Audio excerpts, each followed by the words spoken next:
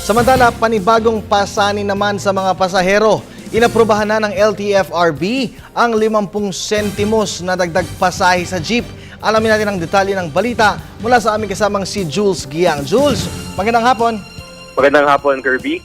Inaprobahan na ng Land Transportation Franchising and Regulatory Board o LTFRB ang 50 sentimos na increase nga para sa lahat ng public utility jeepneys. Ito ay ayon sa pag-aaral ng National Economic Development Authority o NEDA sa kanilang analysis sa impact ng proposed fare hike. Ito nga ay para sa lahat na nakabase rin sa welfare ng jeepney drivers at gayon na rin sa general public, lalo na sa low and middle income classes.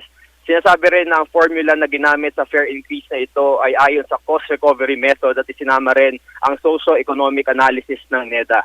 Ayon pa kay Attorney Winston mula sa FRB chairman na sinabi niya na binalanse nga ang interes ng lahat ng mga stakeholders tulad ng commuters, mga pangangailangan din ng ating mga jeepney drivers. Kaya nga sinasabi, Kirby, na hindi lahat ng mga petisyon mula sa jeepney drivers ay inaprobahan dahil binalanse ito ayon din sa pangangailangan ng mga commuters. Sinasabi nga na ngayon June 14 na magsisimula ang increase na ito na mula sa 50 centimos sa first 4 kilometers, kaya ang 8 pesos ay maging 8.50 na at dagdag naman na 10 centavos every succeeding kilometers.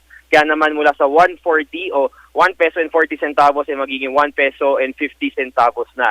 Ayon pa sa LTFRB na ang fare hike na ito ay pinag-aralan ng mabuti sa pakikipagpulong sa iba't ibang mga stakeholders upang matukoy ang makatwirang pagtaas ng pamasahe.